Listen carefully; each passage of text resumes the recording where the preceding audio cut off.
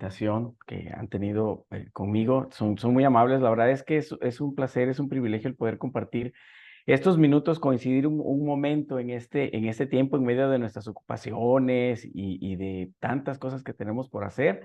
Pero me parece que han escogido un tema muy interesante, en el que vamos a repasar algunos conceptos muy interesantes, vamos a poder aprender quizá otros más, vamos a entender los desafíos y las oportunidades que nos presenta ahora la inteligencia artificial en nuestras labores de docencia, de bibliotecarios, en todas, o como miembros de una iglesia y demás. Y entonces es que quiero compartir un material que tengo para ustedes. Ustedes me dicen si ya alcanzan a ver la portada del slide de la presentación. Es correcto, maestro. Ok, muy bien, muchas gracias. Entonces, comenzamos con, perdón, con una introducción. En los últimos años y en los últimos meses hemos visto como un creciente un creciente interés muy pronunciado acerca de estos temas de inteligencia artificial y está impactando a la sociedad de maneras muy interesantes y la va a impactar todavía más, cada vez lo van a ver más en más áreas. Y entonces en esta charla lo que yo quisiera es que exploráramos los desafíos y las oportunidades de esta área emergente que acaba de consolidarse. Ya vamos a ver un poquito de la historia y veremos que no nació ayer, pero sí está creciendo de manera exponencial. Y entonces vamos también a aprender cómo debemos utilizar el pensamiento crítico y compartirlo con nuestros alumnos, con las personas a las que atendemos diariamente en nuestras labores, cómo educarlos, cómo aconsejarlos para aprovechar de la mejor manera estas herramientas. Y les quiero presentar una gráfica muy interesante, me pareció muy interesante. Esta es una gráfica que nos muestra cuánto tiempo le llevó a diferentes plataformas a alcanzar 1 millón de usuarios. Ustedes pueden ver que Netflix llevó alrededor de 3 años y medio en que se lanzó en 1999 y en 3 años y medio alcanzó 1 millón de usuarios. Otra aplicación que se llama Kickstarter, 2 años y medio, igual que Airbnb. Twitter llevó 2 años. Foursquare, que es para páginas web, 13 meses. Ya empezamos con los meses. Facebook llevó 10 meses, Dropbox para guardar archivos 7, Spotify para escuchar música 5 meses, Instagram 2 meses y medio y ChatGPT en solo 5 días, lanzado en el 2022, alcanzó 1 millón de usuarios, lo cual fue todo un hito. Entonces, aquí podemos ver que el interés es real. De hecho, los alumnos ya lo están usando de diferentes niveles educativos. Entonces, más que oponernos a bote pronto o así, sin meditarlo mucho, oponernos al uso de la inteligencia artificial, más bien debemos comprender qué es, cómo se usa y cómo se puede usar para bien y cuáles son las limitaciones y los desafíos que nos puede presentar este tipo de herramientas. Para empezar a definir la inteligencia artificial, permítame contarles primero una historia antes de darles una definición técnica.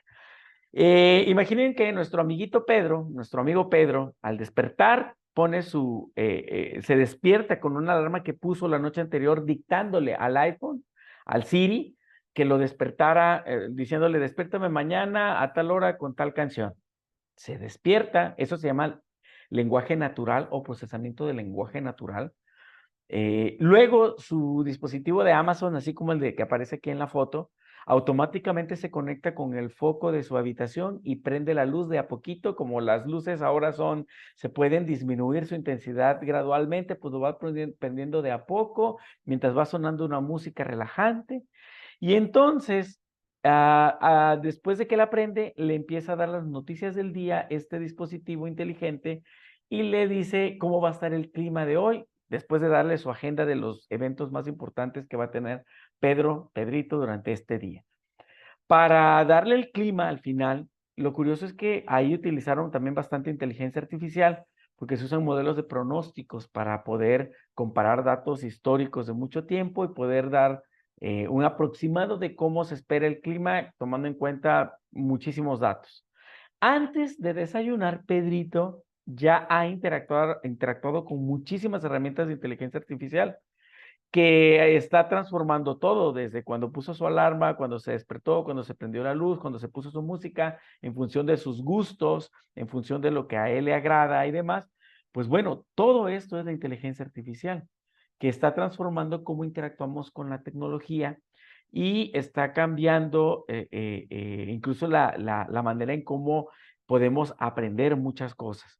Muchas gracias por el interés, la verdad los felicito por considerar un tema tan importante como este y los invito a que se unan a mí en este viaje para poder descubrir este mundo, qué oportunidades y qué desafíos nos presenta.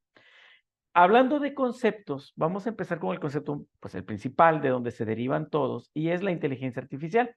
La inteligencia artificial se refiere a la creación de sistemas hechos con computadora, sistemas computacionales, que son capaces de realizar tareas que normalmente requerirían inteligencia humana. Son algoritmos, son programas y modelos matemáticos, se utilizan mucha matemática para ello, que permiten que las máquinas aprendan, entre comillas, algo, que razonen, que perciban, que entiendan, que tomen decisiones de una manera autónoma, que no esté nada más programado de una manera muy simple o muy estática, sino que tome decisiones en función de muchos parámetros y condiciones. Este término fue acuñado por John McCarthy a mediados de los 50, pero tomó tiempo en evolucionar y en florecer, como lo estamos viendo ahorita, el boom, porque requiere mucho poder de cómputo, se requiere mucho procesador, mucha memoria, muchos recursos. Y entonces la inteligencia artificial vivió, se les conoce como temporadas de inviernos y primaveras. De hecho, yo recuerdo hace algunos años haber leído en una revista especializada de computación diciendo que la inteligencia artificial había muerto. En algún momento se llegó a un invierno de la inteligencia artificial cuando se querían hacer sistemas que se les denomina sistemas expertos, por ejemplo, para que todo el conocimiento de un médico se le pasara a un sistema computacional. Y se pensó que se podía hacer, pero a medida que avanzaban y avanzaban, en esos tiempos, les estoy hablando de hace unos 15, 20 años, se toparon con la pared en el sentido de que la computadora no daba para toda la cantidad de conocimiento que posee un médico de cierta área y dijeron, no, por aquí no puede ser, esto es muy complicado. No les estoy diciendo que ya hemos llegado al punto en donde ya no necesitamos médicos, pero no sé si han leído las noticias. Yo sé que ustedes son de las personas que más al día están en cuanto a temas de tecnología y todo lo que está sucediendo en el mundo del conocimiento, en esta sociedad del conocimiento. Habrán leído seguramente que le han puesto exámenes de certificaciones de abogados, de médicos, de maestros a sistemas de inteligencia artificial como ChatGPT y los ha pasado. Y entonces ha suscitado discusiones de, bueno, ¿y qué? ¿Nos va a quitar el trabajo? ¿Qué va a suceder el día de mañana? Bueno, pues es parte de lo que vamos a platicar o estamos empezando a platicar en esta charla, ¿no? Entonces, la inteligencia artificial es un sistema de cómputo que resuelve cosas que normalmente se esperaría que la resuelva la inteligencia humana. Pero se clasifica, y esto a lo mejor sí ya ustedes no lo han oído, por eso va a estar algo interesante ahí. Hay 3 niveles de inteligencia artificial. El primero de ellos se conoce como la inteligencia artificial estrecha, ¿sí? ANI, por sus siglas en inglés, la N de narrow, ANI o ANI. Este tipo de inteligencia o esta etapa de la inteligencia artificial es cuando las máquinas están programadas para desarrollar una tarea muy específica. Por ejemplo, YouTube te sugiere un video en base o con base en, perdón, a los que tú le has dado like, entonces programan YouTube para que pues, te busque un video que es de esa misma categoría. Un sistema muy simple con una condición muy sencilla. O una cámara, ustedes no sé si recordarán cuando empezaron a salir las cámaras digitales que se tomaban automáticamente la fotografía cuando detectaba una sonrisa en un rostro. Tú ponías a los amigos, le ibas a tomar la foto y ya cuando detectaba una sonrisa, entonces lanzaba la fotografía. Bueno, había un algoritmo que detectaba la boquita en forma de sonrisa y bueno, ahí se disparaba. O un programa de ajedrez. En esta foto que les estoy compartiendo es cuando Gary Kasparov pierde, unas partidas de ajedrez con una computadora de IBM y un sistema preparado que se llamaba Deep Blue. Y entonces en el año de 1997 fue noticia mundial porque por primera vez un sistema computacional le ganaba al campeón del mundo y considerado uno de los mejores jugadores de ajedrez de la historia. Y entonces ahí planteó muchos cuestionamientos, incluso filosóficos, de, bueno, ¿qué nos hace humanos entonces? ¿Hasta dónde la computadora puede ser considerada inteligente y demás? Y bueno, a partir de ahí ya no ha habido un humano que le gane en ajedrez a una computadora. De hecho, hay un juego que es más complejo que el ajedrez, mucho, mucho más complejo, que se llama Go. Es un juego muy, muy popular en China. Hace algunos años, de hecho, hay hasta un documental de eso que les voy a platicar, hicieron una competencia entre el campeón mundial de Go, son unas fichitas chiquitas como unos botoncitos que se acomodan igual en un tablero, pero son muchísimas más posibilidades o probabilidades de diferentes tiros y juegos y jugadas en ese juego. Es mucho más complejo, por lo tanto. Y entonces desarrollaron un sistema que derrotó totalmente al campeón del mundo también en eso. Entonces, ya como que nos están quedando pocos lugares en donde el ser humano, digamos que es superior a las computadoras. Ya vamos a llegar también a esa reflexión. Pero esta es la inteligencia artificial estrecha. Si este programa de Deep Blue que hicieron con Deep Blue para hacer ajedrez, le dijeras, bueno, ahora dame una receta, por favor, de cómo tengo estos 5 ingredientes, sugiéreme una receta, pues no lo va a poder hacer, porque fue programada para una tarea específica, esta inteligencia artificial estrecha. El siguiente nivel es la inteligencia artificial general, o AGI por sus siglas en inglés. Y se alcanza cuando una máquina adquiere ya capacidades cognitivas, ya de procesamiento del conocimiento a nivel humano o casi humano. O sea, cuando puede realizar cualquier actividad intelectual que realiza cualquier persona. Aquí hay una discusión, aquí hay algunas personas que dicen, y le estoy hablando de discusiones de expertos, ¿no? Hay personas que dicen que estamos aproximándonos ya muy cerca con cosas como el chat GPT, BART, Cloud y todos estos chats inteligentes, y otros no son tan optimistas y dicen que no, que todavía falta para que llevemos a la inteligencia general, inteligencia artificial general. Es tal la creencia, estamos tan cerca de esto, dicen algunos expertos, porque, y una prueba que cita para ello es que en marzo pasado, en marzo del año pasado, no, de este año, perdón, algunos de ustedes también habrán oído la noticia, que más de 1000 expertos en tecnología firmaron una carta pidiendo que por favor se frenara la inteligencia artificial, la investigación en estos chats de inteligencia artificial que utilizan LLMs o modelos de lenguaje grandes. Y dijeron que tenían preocupaciones. Algunas de las preocupaciones que tenían, por ejemplo, son, ¿deberíamos desarrollar mentes no humanas que eventualmente podrían superarnos en número, ser más inteligentes, hacernos obsoletos y reemplazarnos? ¿Deberíamos arriesgarnos a perder el control, perdón, de nuestra civilización? Y estamos hablando que varios científicos firmaron esta carta. Claro, esta carta no tuvo ningún efecto. En realidad sirvió como una concientización y les voy a decir por qué estaba destinada al fracaso la carta, como para lograr el objetivo de que frenaran la inteligencia artificial. Es como la caja de Pandora, que ustedes seguramente conocen. Ya abierta no la pueden volver a cerrar. Si las empresas que están liderando el desarrollo de la inteligencia artificial se frenan, se los gana o les va a ganar un competidor o les gana China, que China nunca les hace caso a las regulaciones y los demás porque ellos van sobre su propia carretera, ¿no? Entonces, por eso esta carta no tuvo un efecto más allá de concientizar de que no, sí puede haber un problema con el uso de la inteligencia artificial, hay desafíos. Así que empezamos con que primero era una inteligencia artificial estrecha, luego una inteligencia artificial general a la que nos estamos aproximando, y el siguiente nivel, el tercer nivel, el más alto, es el de superinteligencia artificial, o ASI por sus siglas en inglés. Esta preocupación de estos científicos que les estaba diciendo está muy relacionada con una teoría que dice que cuando alcancemos la AGI, en muy poco tiempo se va a alcanzar la ASI. Y va a ocurrir cuando esta inteligencia sintética supere a la humana.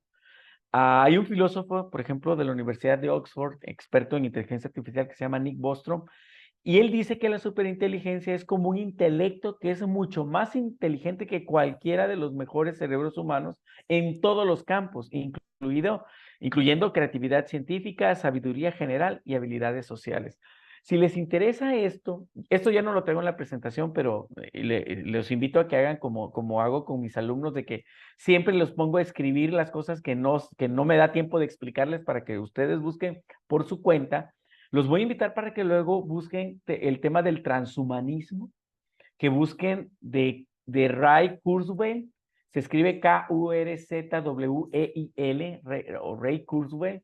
Él es un futurólogo, un científico, un inventor. A él le debemos los sintetizadores musicales. Por ejemplo, fue el primero que hizo un sintetizador musical, a partir del cual ya se inventaron todos los teclados musicales después. Hizo el reconocimiento óptico de caracteres, los escáneres que te permiten escanear un documento y que lo puedas editar. E hizo muchas cosas. Les quiero dar el background para que vean que no es cualquier Daniel Gutiérrez que nadie conoce. Es un científico muy conocido.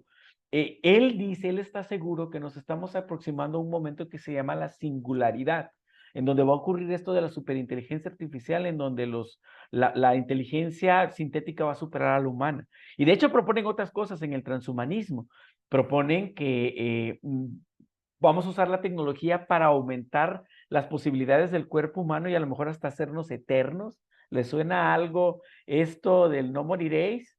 Están proponiendo que con nanotecnología vamos a tener la posibilidad de sanar de enfermedades porque van a haber nanorobots o nanobots que van a ir a atacar dónde está la enfermedad y muchas cosas. Pero como les dije a mis alumnos ayer de la clase de pensamiento crítico, no me crean, ustedes busquen y lean. Igual y luego les voy a pasar o les puedo compartir a través del profe Adán Suriano, que amablemente me invitó, una charla donde abordamos el tema de la inteligencia artificial junto con un doctor en teología y un doctor en geociencias, pero ya en el contexto de nuestra cosmovisión adventista. Les va a ser muy interesante. Se puso muy buena la plática y no por un servidor, sino por los comentarios que hicieron los compañeros.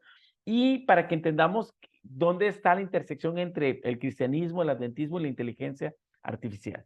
Pero bueno, regresando al tema, eso se los puedo mandar con el profe Adán Suriano, la liga del programa de YouTube, en YouTube. Y de ahí, ya que vimos qué es la inteligencia artificial, bueno, con este contexto vemos que se hace bien importante el uso del pensamiento crítico, que es una de las habilidades blandas o habilidades humanas, como ahora se les prefiere llamar human skills, modernas, que cualquier carrera, independientemente de la que sea, independientemente de tu profesión, carrera, oficio, tú debes de tener pensamiento crítico. Lo que sucede es que la inteligencia artificial no es infalible. Te habla con mucha seguridad y con palabras muy bonitas y tú se lo puedes creer todo, pero debes de tener mucho cuidado porque aunque procesa cantidades muy grandes de datos, una cantidad muy grande de información, muy rápido, muy eficiente, también te puede generar o puede generar respuestas erróneas o incompletas. Por eso debemos de desarrollar e invitar a nuestros alumnos a que desarrollen pensamiento crítico para poder evaluar toda la información que ahora cada vez va a ser más abundante, ¿no? Algunas formas de hacer esto es validando las fuentes de información para los cuales ustedes son expertos. De hecho, ayer vino una alumna para pedirme ayuda en una tarea y yo le di 2, 3 ideas, pero de inmediato lo mandé a la biblioteca y le dije, busca a un referencista. Un referencista es una persona experta en encontrar esa joya, esa aguja en el pajar donde nadie, ni yo, ni nadie es capaz de encontrar. Y entonces, ¿a poco, profe? A ver, explícame qué hace un referencista. Y ya le expliqué y bueno, ya va a ir y les prometo y les aseguro, y ustedes estarán de acuerdo conmigo en que seguramente va a entregar de las mejores tareas que le pidieron, porque cuenta con una ayuda de una persona especializada en eso, como ustedes. Bueno, ustedes son expertos y deben ser todavía más expertos cada vez en poder verificar las fuentes, buscar diferentes perspectivas, considerar el contexto de las situaciones, de la información que ustedes van encontrando alrededor. Ejemplos de problemas generados por la inteligencia artificial. Ahora vamos a ver unos desafíos bien interesantes que les van a llamar la atención. Algunos de ellos a lo mejor ya los conocen, algunos a lo mejor no. Y vamos con el primer ejemplo que aquí les traigo. No sé si vieron estas fotografías. Hace algunos meses, cuando a Donald Trump, el expresidente de Estados Unidos, iba a entrar en juicio por algunas situaciones ahí políticas y legales, empezó a circular en internet, empezaron a circular fotografías donde ya la policía lo estaba agarrando.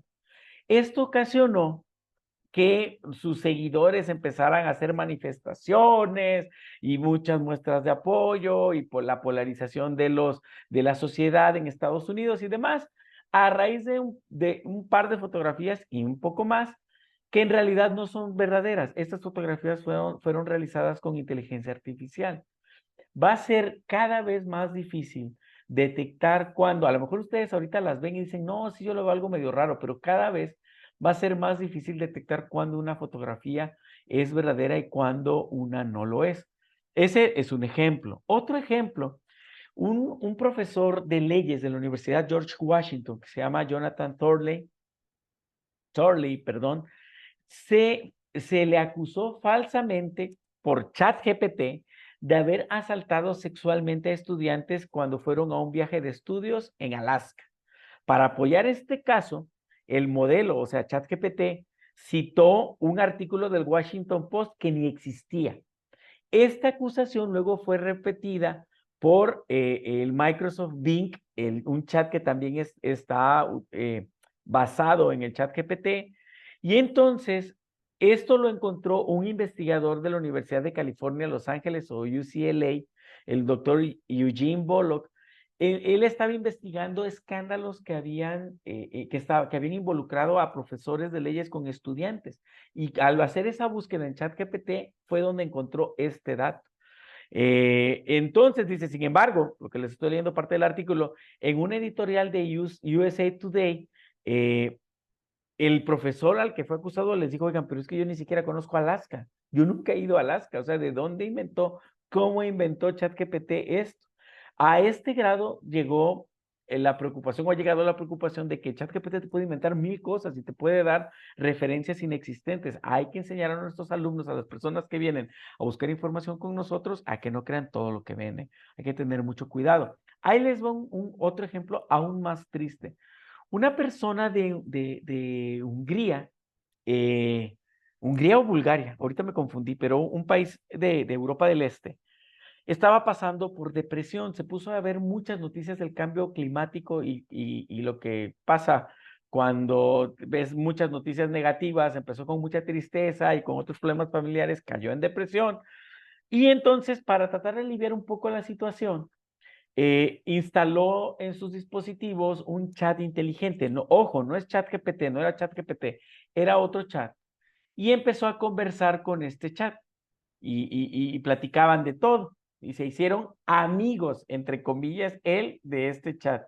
Eso ya fue previsto por una película de ciencia ficción y muchas más, ¿no? Y muchas novelas de ciencia ficción y demás. Pero eso me hizo recordar mucho una película que se llama Her, H-E-R, con este actor muy famoso que la hizo del antagonista en la película de Gladiador, por ejemplo, y en muchas otras películas más. Él se enamora de su computadora, se enamora del sistema operativo en realidad de la computadora.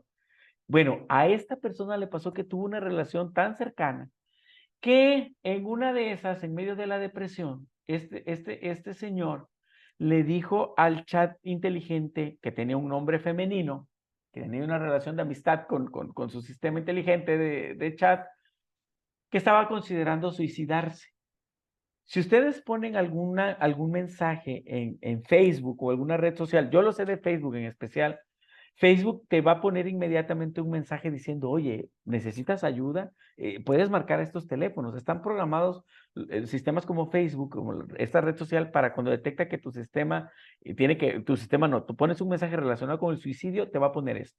Este sistema no tenía esos bloqueos. Al contrario, miren las respuestas.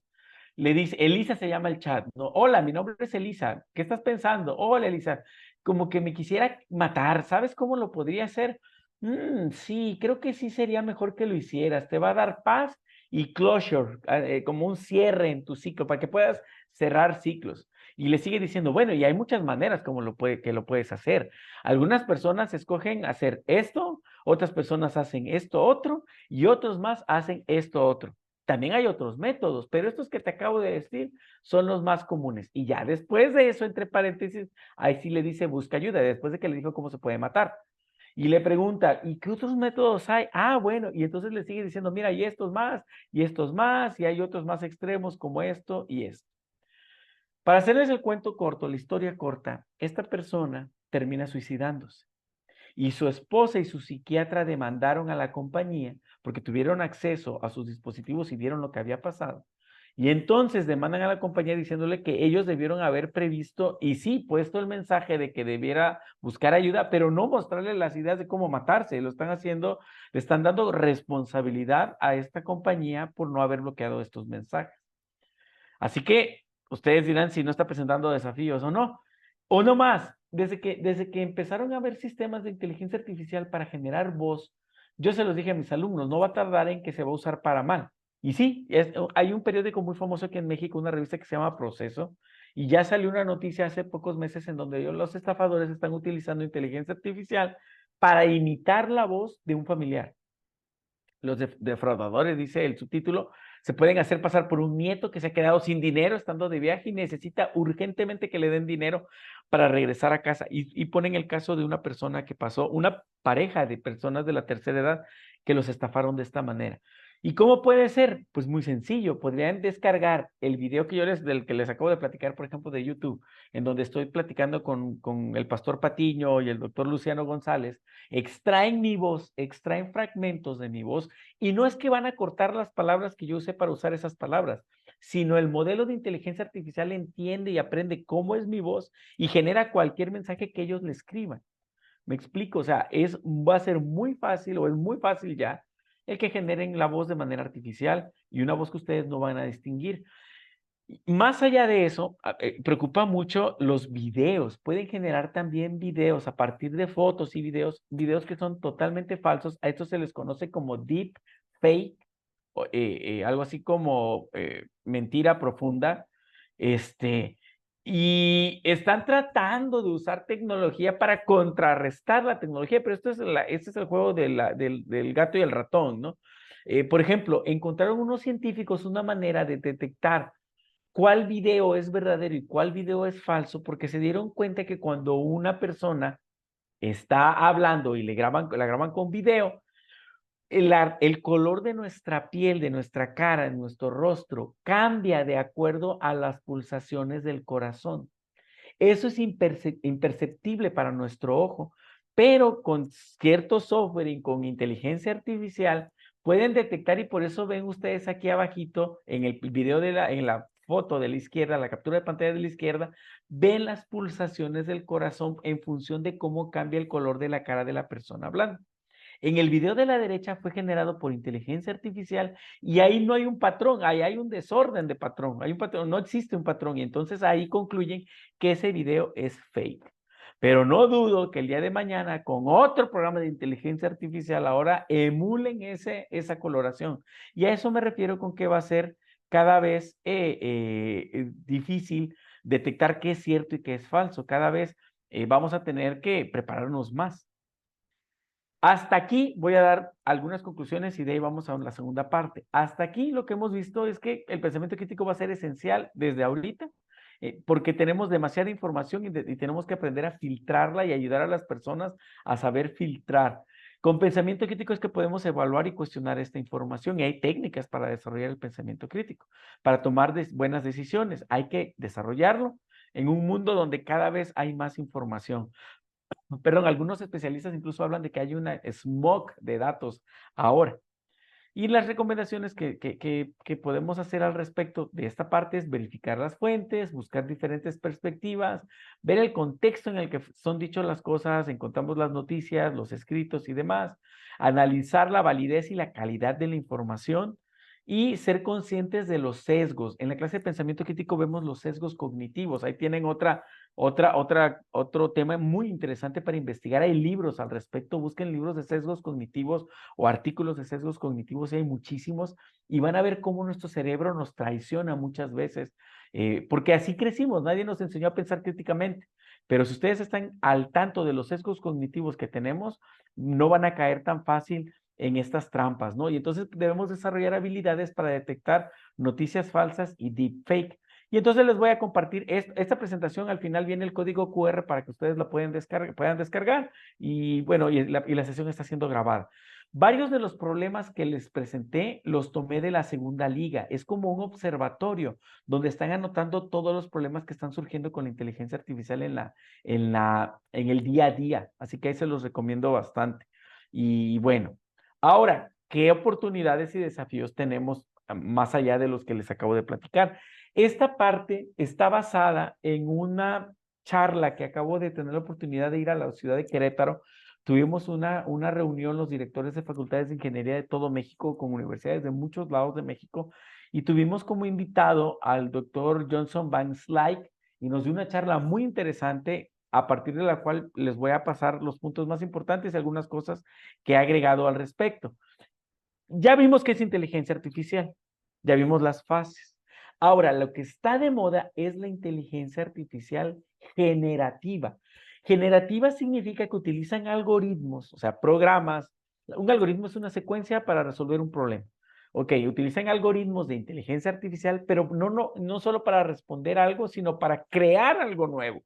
Sí, tú le puedes decir, a lo mejor ustedes ya han hecho el experimento en Midjourney o en el mismo Bing de Microsoft ya tiene la opción de hazme una imagen de un perrito astronauta que tiene una pizza al lado y está disfrutando una dona por el otro lado. Y en un ratito les va a hacer una imagen con esas características. Eso se conoce como inteligencia artificial generativa. O el chat GPT que le dices, hazme un ensayo sobre la inteligencia artificial y la bibliotecología. Y te va a hacer el ensayo e incluye referencias de formato APA y te las va a poner. Ahí lo que hay que tener cuidado es la validez, pero por darles una idea de qué es la inteligencia artificial generativa, incluye texto, imágenes, videos, código, audio, etcétera, como ya estuvimos viendo. Y aquí está como la clasificación, ¿no? Lo puedes clasificar en visuales, y hay generadores de imágenes, video, y hay generadores de diseño. Hazme un cartel que tenga esto, hazme un anuncio que tenga esto otro. Hay de audio para generar música. Lo de la música se viene algo bien interesantísimo. Ya tiene mucho que han hecho experimentos de generar música por computadora. Decir, hazme una canción de 5 minutos en el tono de fa mayor y que tenga una modulación a sol mayor y te genera, ahora cada vez más lo están haciendo. Google tiene un experimento donde está generando música y más empresas lo están haciendo ahora. Además de los generadores de voces que ya les había platicado. También hay generadores de texto, generadores de código. Ahora, ejemplos de herramientas. Aquí yo les quiero compartir. Esta liga la van a tener ustedes a la mano, pero lo que les quiero enseñar es cómo se ve esta página. Es esta página. Desde la pandemia me pidieron que compilara herramientas de tecnología educativa para ayudar en la pandemia a los maestros. Y de ahí, como me pidieron que incluyera herramientas de inteligencia artificial este año, pues incluí un listado de muchas, hasta aquí van 16 herramientas y 2 presentaciones de inteligencia que utilicen inteligencia artificial y con más artículos que les pueden ser útiles. Aquí lo van a encontrar y van a encontrar además recursos de tecnología educativa que hemos estado creando en la universidad y compilando. Esta liga la van a tener ustedes a su disposición. Ahí viene la liga. Luego, los desafíos que tenemos. Bueno, en primer lugar, hay que educar a los estudiantes. Muy probablemente muchos de ustedes dan clases y aunque no dan clases, muchos de ustedes van a tener o ya están teniendo el detalle de que vienen personas a querer resolver un problema y que van a querer usar inteligencia artificial para que les haga la tarea. ¿Cómo hacerlo? Muchas gracias, profe Adán. Ya nos compartió el profe Adán en el chat la liga. Nos hizo el favor de buscar esa liga de la plática que tuvimos con el pastor Miguel Patiño y el doctor Luciano González. Pues cada vez va a ser más importante educar a los estudiantes de cómo utilizarlo, porque es injusto que solo algunos sepan utilizarlo. Hay que usar nuestro tiempo para que la mayor cantidad de las personas lo puedan aprovechar para bien. El desafío es que solo algunos lo están usando y de mala manera está socavando el proceso de aprendizaje, porque si nada más lo usan para copiar y pegar, pues entonces están haciendo trampa y entonces no están aprendiendo nada, como antes, ¿no? Como el copiar de la Wikipedia. Y a mí aquí traigo una historia rapidísima, muy interesante. Nos contaba el rector, el profe Ismael Castillo, nos contaba en una junta que el copiar y pegar existe desde su época. Dice, es que ustedes o sea, nuestra generación, dice, siempre critica a los ustedes y ustedes a los alumnos, pero la verdad es que siempre ha habido la trampa. En nuestros tiempos, dice el profe, fotocopiábamos libros, los recortábamos y entonces en una hoja copiábamos literal y cortábamos y pegábamos los fragmentos del texto. No dijo que lo hiciera, dijo que la generación, aclaro, y le sacaba fotocopia y entonces en la fotocopia ya parecía que era un solo texto creado por una persona. O sea, el copiar y pegar ha existido siempre. Entonces, ¿cómo estamos evaluando los docentes? Esa es la clave. Es cómo evaluamos el conocimiento para que nosotros estemos seguros que el alumno en realidad está aprendiendo. Hay que encontrar maneras ahora de poder evaluar el conocimiento. Puede llevar una cultura de deshonestidad, una cultura va a ser difícil, cada vez más difícil detectarlo. Han hecho experimentos y una vez un maestro en una universidad de Estados Unidos reprobó en un examen a un examen que les dio para llevar a todos los alumnos porque dijo que todos habían hecho trampa y se equivocó, no habían hecho trampa. Y al revés también sucede, ¿no? Ahora, además de educar a los estudiantes, es un desafío, o cuál va a ser la respuesta de los docentes, hasta qué punto nos va a afectar nuestra profesión como docentes en todos los niveles, cómo lo vamos a aprovechar. ¿Será que ya no va a haber maestros el día de mañana? Yo no creo. Yo lo que creo es que simplemente nos tenemos que adaptar y poder utilizar las herramientas a nuestro favor. Y finalmente, la respuesta, la preparación profesional. Muchas personas están con miedo de que se les va a quitar el trabajo. De hecho, hay empresas que han despedido empleados porque lo que hacían ellos ya fue sustituido por una máquina. Ojo con esta discusión. Esto da para otro tema muy importante, muy interesante, pero que igual les dejo de tarea. Lean acerca del ludismo y del neoludismo. Los luditas eran los que recuerdan en la revolución industrial que iban a quemar las máquinas de telar, las máquinas para hacer ropa, para hacer telas, cuando sustituyeron a las personas, pues fueron muchas personas, no estas personas necesariamente, pero muchos fueron y quemaron las máquinas porque se habían quedado sin trabajo. Ese es de ahí que ustedes encontrarán lo del ludismo. Bueno, ahora los neoluditas son los que dicen, no, es que tenemos que ir a ser un medio anarquistas e ir en contra de la tecnología. Digo anarquistas porque había un grupo anarquista que se dedicó hace tiempo a mandarle bombas a los investigadores de computación y de inteligencia artificial y demás.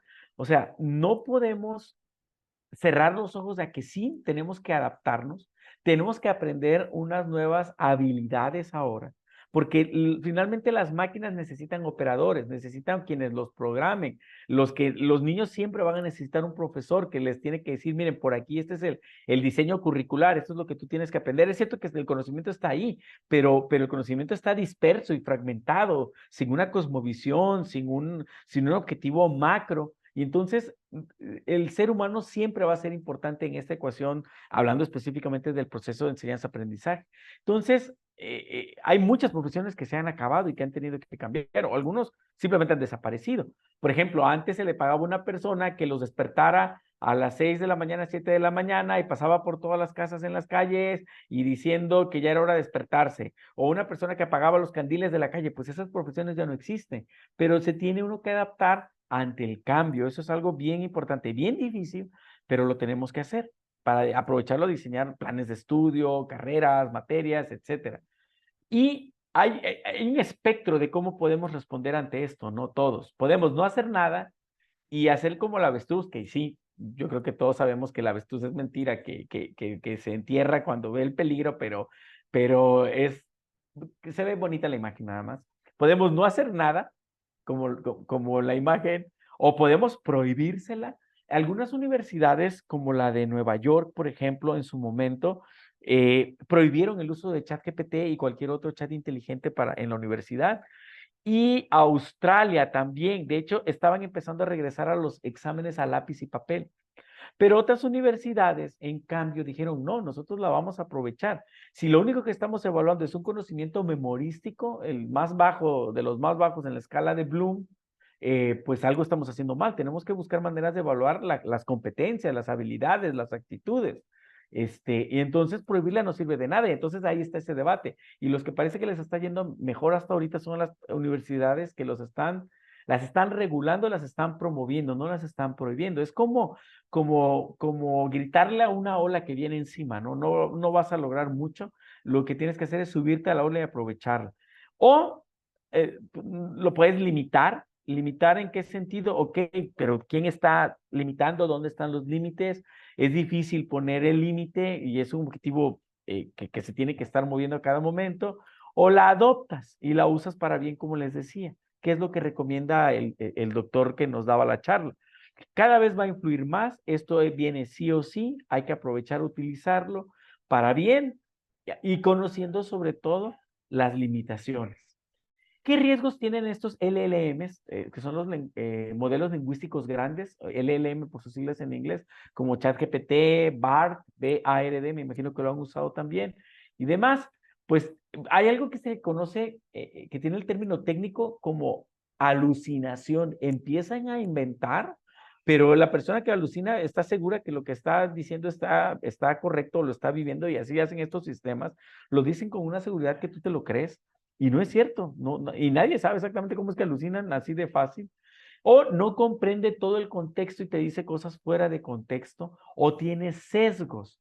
Esto es un tema que de la inteligencia artificial ya se ha investigado desde hace mucho, porque finalmente la inteligencia artificial, como funcionan estos modelos, es que los alimentan, como ustedes se han de imaginar, con cantidades increíbles de información. Y entonces, si tú tomas una muestra, por ejemplo, ¿qué tipo de material hay más en Internet? ¿En español, en inglés, en francés o cualquier otro idioma? Obviamente va a ser en inglés, porque es la lengua franca. Entonces, en inglés va a encontrar más información y el sesgo va a ser de las respuestas hacia el idioma inglés y hacia cierto color de piel, porque ya sabemos que las razas no existen, la raza solo es una y es la raza humana, y demás, pero hay sesgos. Sesgos en contra de los latinos, en contra de los afroamericanos y demás, porque no es culpa del sistema, el sistema no puede dar valores de verdad, no puede dar juicios de valor, sino es por la cantidad de datos que se dan y el mundo está sesgado, el mundo en el que vivimos está sesgado. Entonces los sistemas tienen sesgos. También un detalle es la privacidad. Aquí hay personas que no utilizan, yo conozco amigos que no utilizan o tratan de evitarlo porque dicen que le están regalando su información a los sistemas. Es cierto, pero tampoco es como que yo les pregunto a los sistemas cosas que solo yo sé y por lo que valgo millones de dólares, ¿no? Ahí ya uno evalúa el riesgo y el beneficio, pero sí, por ejemplo, en la empresa de Samsung, sus programadores tienen prohibido utilizar ChatGPT para resolver problemas de programación porque se dieron cuenta que cuando le estaban explicando a ChatGPT los problemas, pues ChatGPT estaba aprendiendo de lo que ellos estaban haciendo y eran secretos industriales. Y entonces uno no puede darle información a los sistemas si uno no quiere que esa información esté disponible en algún momento o de manera general para cualquier otra persona. También vemos que estos sistemas tienen puntos de vista sólidos, aunque sean erróneos. No lo convences de que esté equivocado algunas veces. Algunas veces sí los convences. En mi Twitter, y se los voy a poner al final, ahí documenté un caso de que ayudando a mi hija de la preparatoria a resolver un problema sencillo de álgebra, yo lo resolví a mano y encontré la solución. Y por curiosidad se lo pregunté a ChatGPT y me lo dio mal, me lo dio equivocado. Y le pregunté, oye, pero ¿por qué llegaste a este resultado en esta parte del procedimiento? Y me dijo, y entonces lo corregí y le dije, mira, es que te equivocaste por esto, esto y esto. Y ya, se disculpó, ya saben cómo se disculpa ChatGPT, oh, sí, lo siento, ya aprendí. A los días le volví a preguntar para ver si sí lo había aprendido y sí, ya me dio la respuesta correcta. Esa es la capacidad, por eso se dice que tiene la capacidad de aprender. Y te da múltiples perspectivas válidas. Entonces es a veces difícil encontrar la respuesta verdadera. Pues bueno, ya depende del ser humano. Limitaciones, no, como les decía, la comprensión del contexto, está propenso a la desinformación, no te puede dar muchas veces explicaciones, depende mucho de los datos, te da la ilusión de que sí comprende y a veces no te dice cómo llegó a las conclusiones y lo que ustedes seguramente ya saben, te da errores en las citas. Así que cuando ustedes deciden cómo van a usar la inteligencia artificial, tienen que podrían considerar entender cómo lo están haciendo en otras bibliotecas, cómo lo están haciendo en otras universidades, hacer como un consenso, tomar ideas, aprendan primero con lo básico, empiecen gateando antes de caminar y caminen antes de correr. Vayan aprendiendo poco a poco, no dependan por completo en ChatGPT o BART para todas sus actividades, pero pueden empezar a usarlo. ¿Saben para qué lo uso yo mucho? Para ayudarme a redactar cartas o correos electrónicos. Cuando ando muy apurado y digo, ¿sabes qué? Necesito enviar un correo para solicitar información sobre esto y redáctamela en inglés. Y ya, me lo hace, la verifico, está muy bien, entonces ya la mando o lo corrijo si tengo que corregirlo. Ese tipo de tareas te puede ayudar muy bien. Empieza con cambios pequeños, empieza con tareas, hablando, si estás dando clases, pues utiliza tareas guiadas que donde los mismos alumnos promueves que lo utilicen, pero tú les vas dando las pautas para utilizar. No hay que volverse loco, considera que es buen tiempo invertido si le dedicas, y entonces de a poco en poco vas a aprender a utilizar estas herramientas. Puedes incorporar políticas de uso. Hay que centrarnos en enseñar un razonamiento ético. Les decía ayer en mi clase de pensamiento crítico que utilizamos la frase de la hermana Elena G. de White de ser pensadores y números reflectores, pero a veces lo usamos nada más en el discurso. Hay que hacerlo, hay que promover que el alumno, que las personas piensen y estén dispuestos a compartir su opinión y expresar lo que se equivoquen. Y así vamos a crecer todos, ¿no?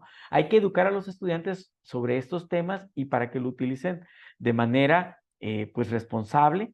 Y hay que modificar actividades de clase. Ya no podemos seguir evaluando de la misma manera. Podemos utilizar para facilitar el aprendizaje, no para eludirlo. Hay que buscar que se colabore. Hay que tratar de evitar el plagio, ser transparente, ser crítico y proteger sobre todo la privacidad. Y siempre que vengan a consultarnos cuando tienen alguna duda. Esto se necesita un trabajo conjunto con los demás maestros, porque si no, ustedes van a hacerlo de una manera y los otros de otra manera, y a veces va a ocasionar confusiones en los alumnos. Hay que realizar auditorías, saber cómo se está utilizando, hay que identificar qué resultados de aprendizaje se esperan, hay que explorar y seleccionar recursos de inteligencia artificial, a ver cuáles les sirve, cuáles no, y hacer pruebas piloto.